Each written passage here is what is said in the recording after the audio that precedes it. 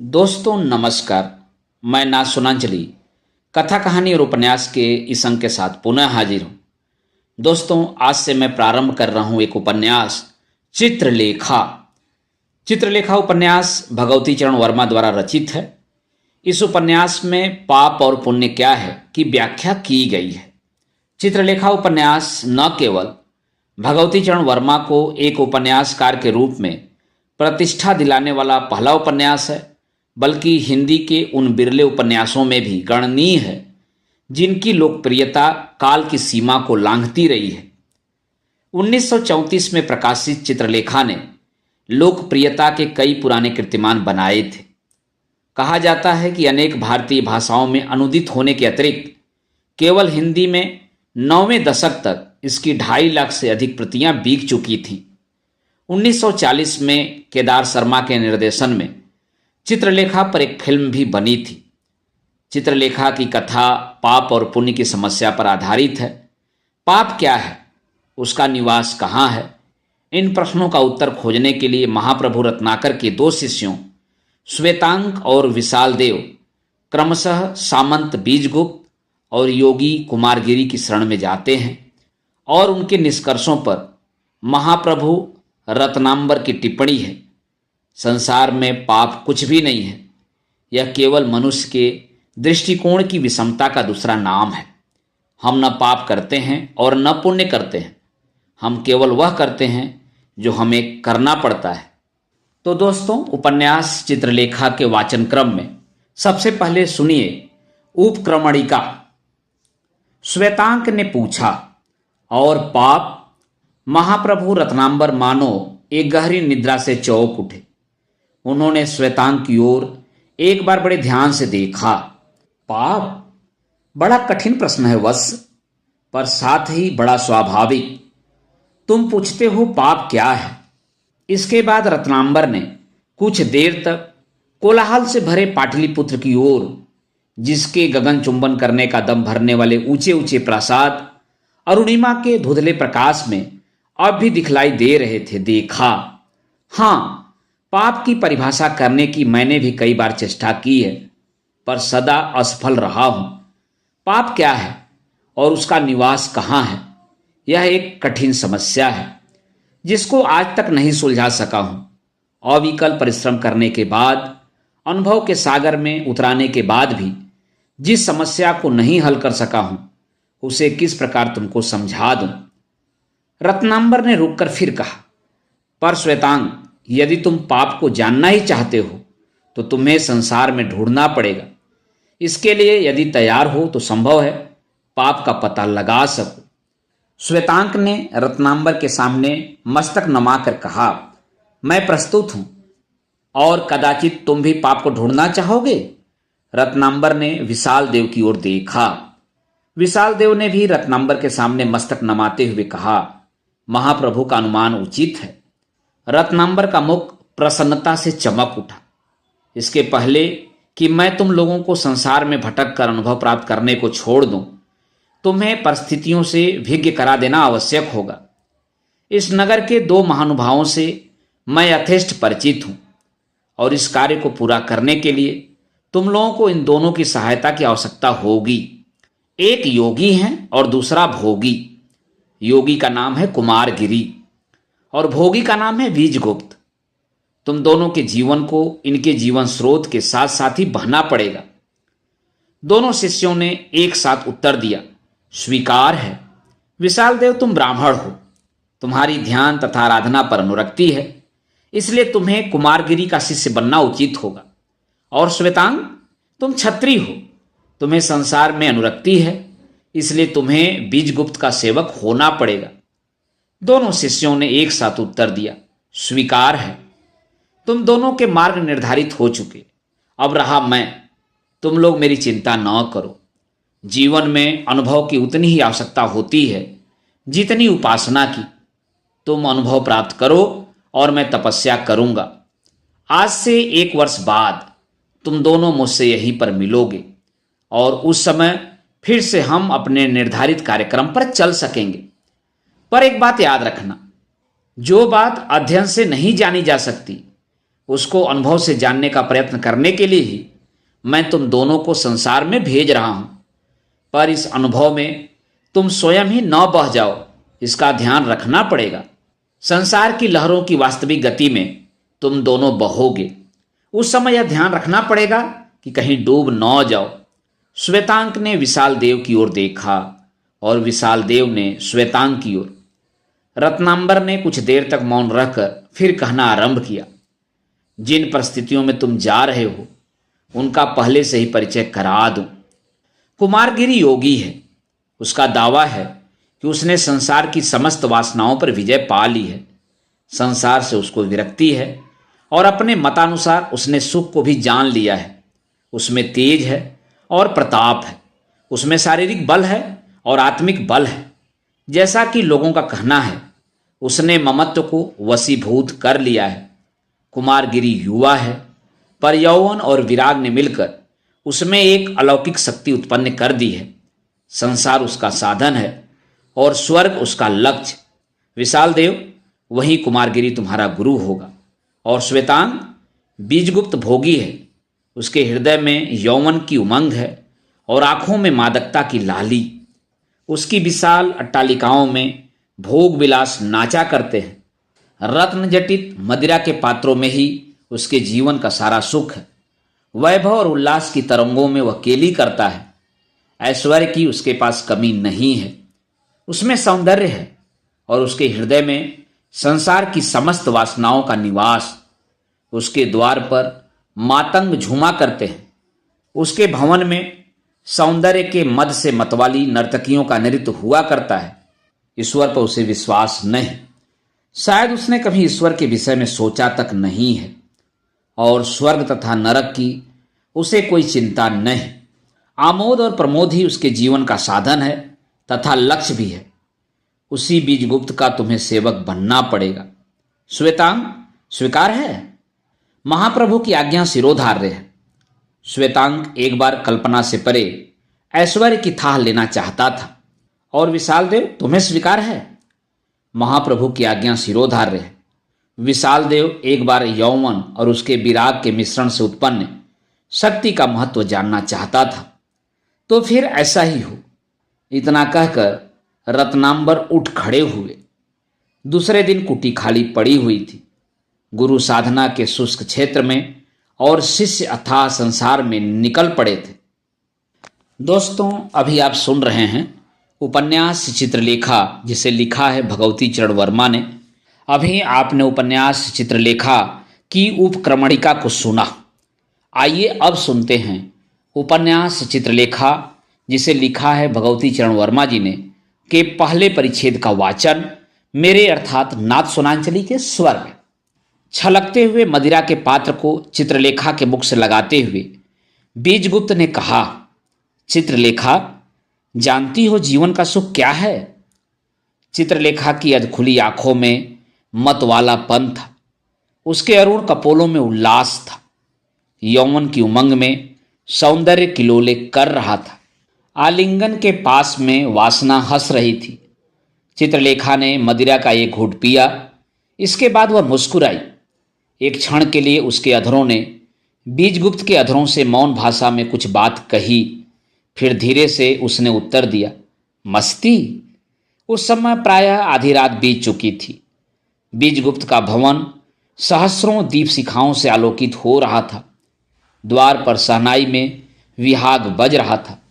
केली भवन में नगर की सर्वसुंदरी नर्तकी के साथ सामंत बीजगुप्त यौवन की उमंग में निमग्न था और बाहर गहरे अंधकार में सारा विश्व। बीजगुप्त हंस पड़ा। सोच रहा हूं चित्रलेखा, यौवन का अंत क्या होगा? चित्रलेखा भी हंस पड़ी, पर हंसी क्षणिक थी। अचानक वह मीठी और उल्लास से भरी हंसी वेदना मिश्रित गंभीरता में परिणित हो गई। उसने भी शायद कभी इस प्रश्न का उत्तर पाने की चेष्टा की थी, पर प्रश्न इतना भयानक था कि वह उस पर अधिक देर तक सोच न सकी थी। उसका सिर घूमने लगा था और इसके बाद मदिरा के पात्र में उस समय के लिए उसने उस दुखद विचार को डुबो दिया था। आज एकाएक फिर उसी प्रश्न को सुनकर वह चौंक उठी। जीवित मृत्यु? जीवित मृत्यु नहीं, यह असंभव है। यौवन का अंत है एक अज्ञात अंधकार, और उस अज्ञात अंधकार के गर्त में क्या छिपा है वह न तो मैं जानता हूं, न उसके जानने की इच्छा ही है। भूत और भविष्य ये दोनों ही कल्पना की चीजें हैं जिनसे हमको कोई प्रयोजन नहीं। वर्तमान हमारे सामने है और वह। बीजगुप्त रुक गया। शायद वह आगे के शब्दों को ढूंढने लगा था। और वह उल्लास विलास है, संसार का सारा सुख है, यौवन का सार है। चित्रलेखा ने हंसते हुए वाक्यों को पूरा कर दिया। बीजगुप्त ने चित्रलेखा को आलिंगन पास में लेकर कहा, तुम मेरी मादकता हो। चित्रलेखा ने उत्तर दिया, और तुम मेरे उन्माद हो। चित्रलेखा वेश्या न थी, वह केवल नर्तकी थी।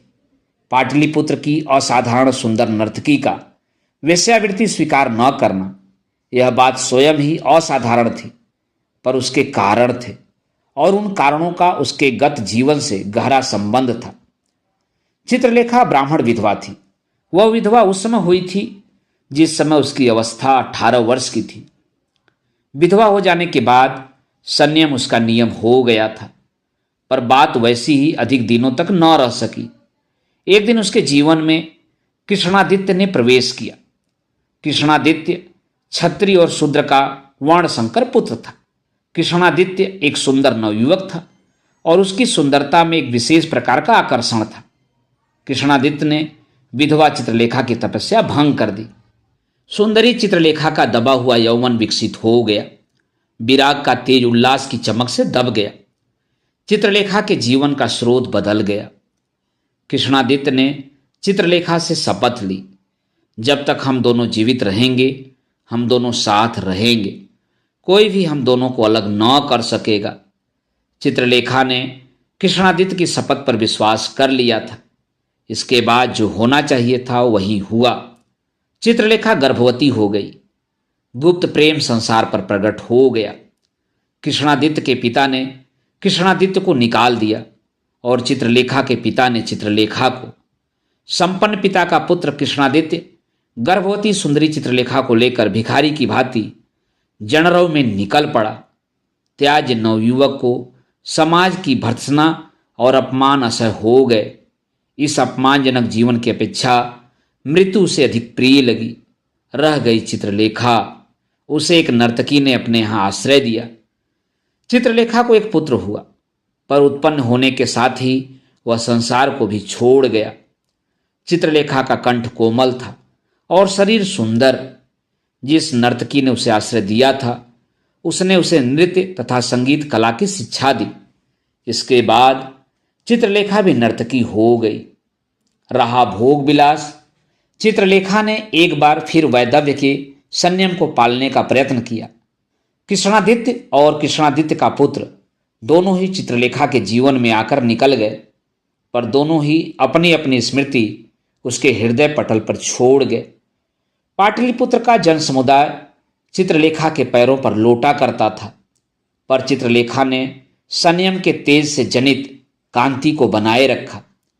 बड़े बड़े शक्तिशाली सरदार और लक्षाधीश नवयुवक उसके प्रणय के प्यासे थे, पर उसको कोई भी पा न सका। जन समुदाय के सामने वह असाधारण सुंदरी आती थी और विद्युत की भांति चमक कर वह उनके सामने से लोप हो जाती थी। जिसने उसे एक बार देखा उसके हृदय में उसे एक बार फिर देखने की अमिट साध उत्पन्न हो गई।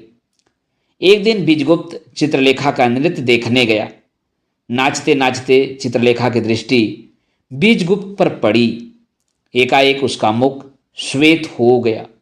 उसे ऐसा प्रतीत हुआ मानो कृष्णादित्य स्वर्ग से उतरकर उसका नृत्य देखने आया है।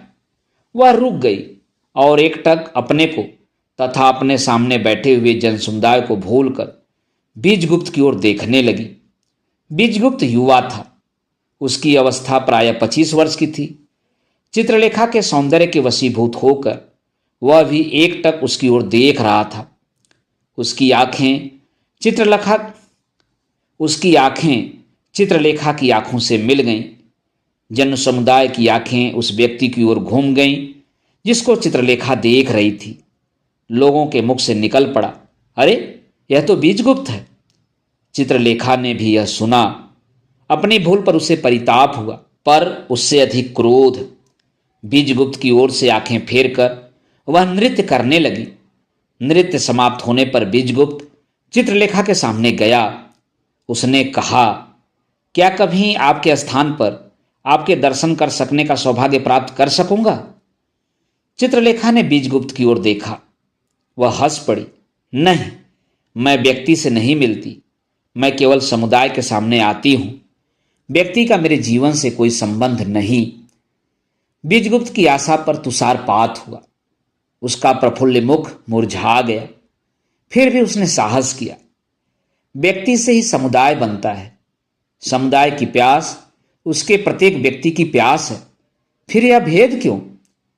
भेद जानना चाहोगे तो सुनो। जिसे सब समुदाय का उल्लास कहते हैं, वह समुदाय के व्यक्तियों के रुदन का संग्रह है। निर्बल व्यक्तियों की आहें संगठित होकर समुदाय द्वारा जनित क्रांति का रूप धारण कर सकती हैं। और साथ ही जहां समुदाय से हानि की कोई संभावना नहीं होती, वहां व्यक्ति का ममत्व भाव भयोत्पादक केंद्र बन जाता है। बीजगुप्त प्रेम करने गया था, दर्शन पर तर्क करने के लिए नहीं। उसने कहा, तो फिर यह समझ लो कि मेरे लिए आपका द्वार बंद है। बीजगुप्त के मुख पर निराशा की हल्की सी मुस्कुराहट दौड़ गई। व्यक्तित्व जीवन में प्रधान है और व्यक्ति से ही समुदाय बनता है। जब व्यक्ति वर्जित है तो उस व्यक्ति को समुदाय का भाग बनना अपना ही अपमान करना है। इतना कहकर तीर की भांति वह वहां से चला गया। बीजगुप्त चला गया, पर चित्रलेखा के हृदय में वह एक प्रकार की हलचल पैदा कर गया। दिन पर दिन बीतते गए, पर चित्रलेखा ने बीजगुप्त को फिर न देखा। कृत्रिम उपेक्षा धीरे धीरे दूर होती गई और चित्रलेखा के हृदय में बीजगुप्त की स्मृति प्रबल हो उठी। नित्य ही नृत्य भवन में बैठे हुए दर्शकों में उसकी आंखें बीजगुप्त को ढूंढती थी, पर अंत में उन्हें निराश होना पड़ता था। लाख दबाने की चेष्टा करने पर भी अभिलाषा प्रबल ही होती गई। एक दिन चित्रलेखा ने अपनी दासी से पूछा, इस नगर में बीजगुप्त नाम का कोई व्यक्ति रहता है? दासी ने उत्तर दिया, बीजगुप्त को कौन नहीं जानता? वह इस नगर का सबसे सुंदर तथा प्रभावशाली युवक सामंत है। चित्रलेखा ने दासी को एक पत्र दिया और उसे बीजगुप्त को दे देने के लिए कहा। दासी ने बीजगुप्त को वह पत्र दे दिया। उसमें लिखा था, चित्रलेखा बहुत सोच विचार के बाद इस निष्कर्ष पर पहुंची है कि केवल एक व्यक्ति उसके जीवन में आ सकता है और वह व्यक्ति बीजगुप्त है। पत्र पढ़ते ही बीजगुप्त के सारे शरीर में सुख का एक हल्का सा कंपन दौड़ गया। उसी दिन से इन दो प्राणियों का साथ हुआ था, पर फिर भी चित्रलेखा वेश्या न थी। बीजगुप्त ने हंसकर कहा, मादकता और उन्माद इन दोनों का सदा साथ रहा है और रहेगा। चित्रलेखा, हम दोनों कितने सुखी हैं। उस समय चित्रलेखा भी हंस रही थी। इसी समय शहनाई का बजना बंद हो गया। प्रहरी ने उच्च स्वर में कहा, श्रीमान, द्वार पर अतिथि हैं, क्या आज्ञा है? बीजगुप्त ने आलिंगन पास ढीला कर दिया। चित्रलेखा उससे कुछ दूर हटकर बैठ गई। बीजगुप्त ने परिचारिका से कहा, अतिथियों को यहीं आने दो। इतना कहकर उसने मदिरा का पात्र खाली कर दिया। अर्धरात्रि के समय कौन से अतिथि आ सकते हैं? बीजगुप्त इस विषय पर सोच रहा था। उसी समय श्वेतांग के साथ रत्नांबर ने बीजगुप्त के केली गृह में प्रवेश किया। रत्नांबर को देखकर बीजगुप्त ने उठकर अभिवादन किया और चित्रलेखा ने अपना मस्तक नीचा कर लिया। केली गृह को एक बार अच्छी तरह से देखने के बाद रत्नांबर की आंखें चित्रलेखा पर रुक गईं। थोड़ी देर तक रुककर रत्नांबर ने कहा, नगर की सर्वसुंदरी और पवित्र नर्तकी अर्धरात्रि के समय बीजगुप्त के केली गृह में? आश्चर्य होता है। इतना कहकर रत्नांबर आसन पर बैठ गए। श्वेतांग खड़ा ही रहा। बीजगुप्त ने रत्नांबर से पूछा, महाप्रभु ने किस कारण दास पर कृपा करने का इस समय कष्ट उठाया? रत्नांबर हंस पड़े। बीजगुप्त, तुमसे सब बातें स्पष्ट रूप से कहूंगा। आज मेरे इस शिष्य ने मुझसे प्रश्न किया कि पाप क्या है। मैं इसका उत्तर देने में असमर्थ हूं। तुम मेरी सहायता कर सकते हो। तुम मेरे शिष्य रहे हो। मैंने कभी तुमसे कोई गुरु दक्षिणा नहीं ली। पाप का पता लगाने के लिए ब्रह्मचारी की कुटी उपयुक्त स्थान नहीं है। संसार के भोग विलास में ही पाप का पता लग सकेगा। तुम्हारा भवन और तुम्हारा समाज, इन चीजों से श्वेतांग को भिज्ञ कराना आवश्यक है। इसलिए मैं इसको तुम्हारे सामने सेवक रूप में उपस्थित कर रहा हूं। मैं चाहता हूं कि तुम इसे सेवक रूप में स्वीकार करो। पर एक बात और याद रखना, यह तुम्हारा गुरु भाई भी हो सकता है। महाप्रभु की आज्ञा सिरोधार्य है। बीजगुप्त ने अपना मस्तक नमा दिया। अच्छा, मैं जाता हूं, मेरा एक काम पूरा हो गया। और श्वेतांग, यह याद रखना कि बीजगुप्त तुम्हारे प्रभु हैं और तुम इनके सेवक। इस वैभव को भोगो और फिर पाप का पता लगाने का प्रयत्न करो। अच्छा और बुरा यह तुम्हारे सामने आएगा, पर इस कसौटी पर ध्यान रखना कि अच्छी वस्तु वही है जो तुम्हारे वास्ते अच्छी होने के साथ ही दूसरों के वास्ते भी अच्छी हो। और बीजगुप्त, तुमसे केवल यही कहना है कि श्वेतांग के दोषों को क्षमा करना। यह अभी अबोध है, संसार में यह अभी पदार्पण ही कर रहा है। इतना कहकर रत्नांबर केली भवन से चले गए। रत्नांबर के जाने के बाद बीजगुप्त ने श्वेतांग को बड़े गौर से देखा। तुम्हारा नाम श्वेतांक है और तुम आज से मेरे सेवक हुए। इतना कहने के बाद बीजगुप्त के मुख पर हल्की सी मुस्कुराहट दौड़ गई। चित्रलेखा की ओर संकेत करके बीजगुप्त ने कहा, जानते हो श्वेतांग, यह कौन है? श्वेतांग की आंखें रात्रि के समय प्रकाश से जगमगाते हुए सुसज्जित केली भवन में चित्रलेखा के मादक सौंदर्य को देखकर चकाचौंध हो गईं। उसने कहा, नहीं। अच्छा तो सुनो, इनका नाम चित्रलेखा है और यह पाटलिपुत्र की सर्वसुंदरी नर्तकी होते हुए भी मेरी पत्नी के बराबर हैं, इसलिए यह तुम्हारी स्वामिनी भी हुई। इतना कहकर बीजगुप्त हंस पड़ा। तुम आश्चर्य में आ गए होगे, पर आश्चर्य करने की कोई बात नहीं। यहां रहकर तुम परिस्थितियों को अपना सकोगे। अच्छा, यह मदिरा का पात्र अपनी स्वामिनी को दो। इतना कहकर बीजगुप्त ने सुगंधित मदिरा से भरा हुआ स्वर्ण पात्र श्वेतांग के हाथों में दे दिया। श्वेतांग ने मदिरा का पात्र चित्रलेखा की ओर बढ़ा दिया। मदिरा का पात्र लेते हुए श्वेतांग का हाथ चित्रलेखा के हाथ से स्पर्श कर गया। इस स्पर्श से श्वेतांग का सारा गात कांप सा गया। चित्रलेखा ने श्वेतांग की ओर देखा। नवयुवक, तुम्हें इस अनोखे संसार में प्रथम बार आने के उपलक्ष्य में बधाई है। इतना कहकर उसने मदिरा का पात्र खाली कर दिया। उसी समय प्रहरी ने उच्च स्वर में कहा, शयन का समय हो गया। बीजगुप्त ने चित्रलेखा से पूछा, यहीं रहोगी या अपने भवन को जाओगी? चित्रलेखा उठ खड़ी हुई। द्वार की ओर बढ़ते उसने कहा, अपने भवन की ओर ही इस समय जाना उचित होगा, पर शायद अकेली न जा सकूंगी। उस समय उसके पैर लड़खड़ा रहे थे। परिचारिका ने केलीगृह में प्रवेश किया। बीजगुप्त भी उठ खड़ा हुआ। हाँ, इस समय अकेले जाना वास्तव में असंभव होगा। कुछ देर तक सोचकर बीजगुप्त ने श्वेतांग से कहा, द्वार पर रथ खड़ा है, उसमें बिठाकर तुम अपनी स्वामिनी को उनके भवन तक पहुंचा दो। उस समय तक तुम्हारे शयन गृह का प्रबंध हो जाएगा। श्वेतांग चित्रलेखा के साथ चला गया। बीजगुप्त ने परिचारिका को श्वेतांग के शयन गृह का प्रबंध कर देने की आज्ञा देकर निद्रा देवी की शरण ली। दोस्तों, अभी आप सुन रहे थे उपन्यास चित्रलेखा के पहले परिच्छेद का वाचन मेरे अर्थात नाथ सोनांचली के स्वर में। दोस्तों, उपन्यास चित्रलेखा जिसे लिखा है भगवती चरण वर्मा ने, के दूसरे परिच्छेद का वाचन आप मेरे वाचन के दूसरे क्रम में सुन सकते हैं। तो जुड़े रहिए कथा, कहानी और उपन्यास के साथ। धन्यवाद। नमस्कार।